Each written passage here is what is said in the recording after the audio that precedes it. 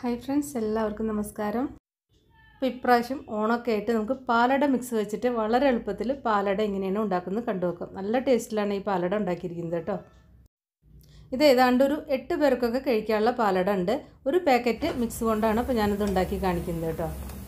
അപ്പോൾ ഇതിന് മുന്നേ കുക്കറിൽ പാലട മിക്സ് കൊണ്ടുള്ള പാലട കാണിച്ചിട്ടുണ്ടായിരുന്നു. അത് ഒരുപാട് പേർക്ക് വളരെ നന്നായിട്ട് കിട്ടി. വളരെ കുറച്ച് പേർക്ക് അത് ഉണ്ടാക്കുമ്പോൾ പിരിഞ്ഞു പോയി എന്ന് പറഞ്ഞിരുന്നു. അത് പ്രോബ്ലം അങ്ങനെ വരാതിരിക്കാൻ വേണ്ടിയിട്ട് നമ്മൾ ഈ കാരമൽ സിറപ്പ് ഉണ്ടാക്കുമ്പോൾ അതിലേക്ക് പാലൊഴിക്കുമ്പോൾ ചൂടുള്ള പാലേ ഒഴിക്കാവൂ. തണുത്ത പാൽ ഒഴിക്കരുത്, ഫ്രിഡ്ജിൽ വെച്ച പാലൊന്നും ഒഴിക്കരുത് കേട്ടോ. അങ്ങനെ ചെയ്താൽ പിരിഞ്ഞു പോവില്ല. അപ്പോൾ ഇന്ന് കാണിക്കുന്നത് പാലട മിക്സർ വെച്ചിട്ട് കുറച്ചും കൂടി കൂടുതൽ രുചിയോടെ പെട്ടെന്ന് ഉണ്ടാക്കാൻ പറ്റുന്നൊരു പായസമാണ്. അപ്പോൾ അതാ ഒരു ചെരുവം അടുപ്പത്ത് വെച്ചിട്ടുണ്ട്. അതിലേക്ക് ആദ്യം 1/2 ഗ്ലാസ് വെള്ളം ഒഴിക്കുക. അതിന് ശേഷം പാലൊഴിച്ചാൽ മതി കേട്ടോ. ഞാൻ പിന്നീടാണ് ഒഴിച്ചത്, വിട്ടുപോയതായിരുന്നു. ഇതിലേക്ക് 1.25 ലിറ്റർ ഫുൾ ഫാറ്റ് പാലാണ് ഉപയോഗിക്കുന്നത്. നിങ്ങൾക്ക് വേണമെങ്കിൽ 2 ലിറ്ററും യൂസ് ചെയ്യാവുന്നതാണ്.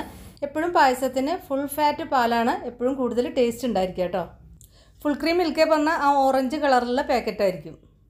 ഞാനിപ്പോൾ ഇവിടെ പാക്കറ്റ് മിൽക്കാണ് യൂസ് ചെയ്തത് കേട്ടോ. അപ്പോൾ നിങ്ങൾ നാട്ടിൽ മിൽമടയാണ് കിട്ടുന്നതെങ്കിൽ മിൽമയുടെ ഫാറ്റുള്ള പാലെന്ന് പറഞ്ഞിട്ട് വേറെ ഇല്ല എന്നാണ് എനിക്ക് തോന്നുന്നത്. അപ്പോൾ ഓറഞ്ച് കളറുള്ള പാക്കറ്റ് അല്ലെങ്കിൽ ബ്ലൂ കളറുള്ള പാക്കറ്റ് നിങ്ങൾക്ക് എടുക്കാവുന്നതാണ്.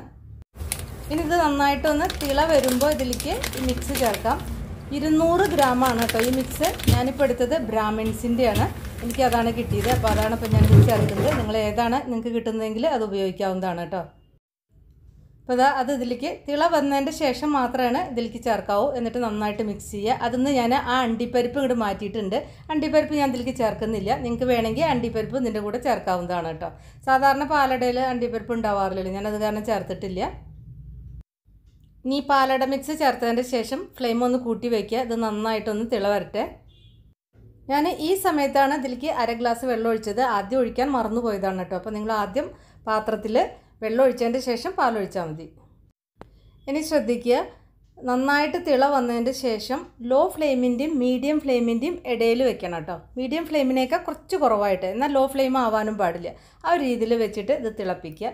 അപ്പോൾ അത് കുറുകി ഇങ്ങനെ വരും. അങ്ങനെ ആകുമ്പോഴേ ആ ടേസ്റ്റ് കിട്ടുള്ളൂ. ഫ്ലെയിം കൂട്ടി വെച്ചാൽ പാലൊക്കെ വറ്റും, പിന്നെ ആ ടേസ്റ്റും കിട്ടില്ല, അട വേവുമില്ല. ഇതിലിനി എക്സ്ട്രാ പഞ്ചസാരയൊന്നും ചേർക്കേണ്ട ആവശ്യമില്ല. ഇതിലുള്ള പഞ്ചസാര കറക്റ്റ് ആയിരിക്കും. അപ്പോൾ ഫ്ലെയിം കുറച്ച് വെച്ചിട്ട് ഒരു അരമണിക്കൂറായിരിക്കണം, 30 മിനിറ്റ് ആയിരിക്കണം കേട്ടോ. ഞാനൊരു 5 മിനിറ്റും കൂടി കൂടുതൽ വെക്കുന്നുണ്ട്. നിങ്ങൾക്ക് വേണമെങ്കിൽ വെച്ചാൽ മതി. അപ്പോൾ ഒന്നും കൂടി കുറുകി കയറുമ്പോൾ നല്ല കുറച്ചും കൂടി ഒരു ടേസ്റ്റ് കിട്ടും. അപ്പോൾ ഒരു 35 മിനിറ്റ് ഞാൻ എന്തായാലും വെച്ചു. അപ്പോൾ കണ്ടില്ലേ, ഒരു 35 മിനിറ്റൊക്കെ കഴിഞ്ഞപ്പോൾ പായസം നന്നായിട്ട് കുറുകി വന്നിട്ടുണ്ട്. ഈ ഒരു കൺസിസ്റ്റൻസി കറക്റ്റാണ്. ഇത് ഇരുന്ന് കഴിഞ്ഞാൽ ഒന്നും കൂടി ഒന്ന് കട്ടിയാവും. അപ്പോൾ ആ കറക്റ്റായിട്ട് കിട്ടും നമുക്ക്. ഇതിൻ്റെ പാകം ഒന്ന് ഞാൻ കാണിച്ചു തരാം. കയ്യിലൊന്ന് മുക്കിയിട്ട് ഇതുപോലെ ഒന്ന് വരച്ച് കഴിഞ്ഞാൽ ഇത് 2 സൈഡും കൂടിയിട്ട് കൂടില്ല. അപ്പോൾ അത് കറക്റ്റാണ് ഇതിൻ്റെ പാകം. ഇനി ഫ്ലെയിം ഓഫ് ചെയ്യാം നമുക്ക്. ഈ പായസം ഇങ്ങനെ കുടിക്കാൻ ടേസ്റ്റ് ഉണ്ടെങ്കിലും ഇത് കുറച്ചും കൂടി ടേസ്റ്റ് കൂട്ടാനും ആ ഒരു കളർ നന്നായിട്ട് കിട്ടാനും വേണ്ടിയിട്ട് ഒരു ടോഫി സോസ് ഉണ്ടാക്കുകയാണ്. അപ്പോൾ അതിന് വേണ്ടിയിട്ട് പാൻ അടുപ്പത്ത് വയ്ക്കുക. അതിലേക്ക് ഒരു 3.5 ടേബിൾ സ്പൂൺ പഞ്ചസാര ചേർത്തിട്ടുണ്ട്. എന്നിട്ട് മീഡിയം ഫ്ലെയിമിൽ വെച്ചിട്ട് ഇതിങ്ങനെ അനക്കാതെ വയ്ക്കുക. ഇതേപോലെ ഇങ്ങനെ കളർ ചേഞ്ച് ചെയ്ത് വരുമ്പോൾ ഇത് ഇങ്ങനെ കയ്യിലുകൊണ്ട് ഇളക്കുക. അതുവരെ ഇളക്കാൻ പാടില്ല, നന്നായിട്ട് ഇളക്കി കൊടുക്കുക. ഇതിപ്പോൾ കണ്ടില്ലേ, ഒരു തേനിൻ്റെ കളറാവുന്ന വരെ ഇത് ഇളക്കിക്കൊണ്ടിരിക്കണം. അപ്പോൾ ഫ്ലെയിം കൂട്ടി വെച്ചിട്ടൊന്നും ചെയ്യരുത്, മീഡിയം ഫ്ലെയിമിൽ വെച്ചിട്ടേ ചെയ്യാവൂ. അപ്പോൾ ആ കളർ ഇങ്ങനെ മാറി മാറി വരുന്നുണ്ട്. ഇനി നന്നായിട്ടൊന്ന് മിക്സ് ചെയ്യുക. അപ്പോൾ കണ്ടില്ലേ, ഈ ഒരു കളറ് കറക്റ്റാണ്. എന്നിട്ട് ഫ്ലെയിം ഓഫ് ചെയ്യുക. ഇനി ഇത് കൂടുതൽ വെച്ചാൽ കരിഞ്ഞു പോവും, പിന്നെ പായസത്തിന് ഒരു കയ്പ്പ് രസം വരും. അപ്പോൾ അതിലും കൂടുതലാവാൻ പാടില്ല. ഒരു തേനിൻ്റെയൊക്കെ ഒരു കളറാവുന്ന സമയത്ത് ഫ്ലെയിം ഓഫ് ചെയ്യുക. ഫ്ലെയിം ഓഫ് ചെയ്തതിൻ്റെ ശേഷം ഇതിലേക്ക് 1 ടേബിൾ സ്പൂൺ ബട്ടർ ചേർക്കാം. ബട്ടർ ഇല്ലെങ്കിൽ നെയ്യ് ചേർത്താലും മതി കേട്ടോ. എന്നിട്ട് നന്നായിട്ട് മിക്സ് ചെയ്യുക. അപ്പോൾ ഈ ചൂടിൽ ബട്ടർ മെൽറ്റ് ആയിക്കോളും. നന്നായിട്ട് ബട്ടർ ഒന്ന് മെൽറ്റായി വരുമ്പോൾ ഇതിലേക്ക് ഒരു 4 ടേബിൾ സ്പൂൺ കണ്ടൻസ്ഡ് മിൽക്ക് ചേർക്കുക. എന്നിട്ട് നന്നായിട്ടൊന്ന് മിക്സ് ചെയ്യുക. അപ്പോൾ ഇത് നന്നായിട്ട് ഇങ്ങനെ തുടരെ ഇളക്കിയിട്ട് മിക്സാക്കി എടുക്കണം. അപ്പോൾ ഇത് എങ്ങാനും മിക്സ് ആവാൻ കുറച്ച് ബുദ്ധിമുട്ടുണ്ടെങ്കിൽ ഒന്നും കൂടി പാൻ ഒന്ന് ചൂടാക്കുക. എന്നിട്ട് ഫ്ലെയിം ഓഫ് ചെയ്യുക കേട്ടോ. അപ്പോൾ ഇത് നന്നായിട്ട് മിക്സായി വന്നിട്ടുണ്ട്.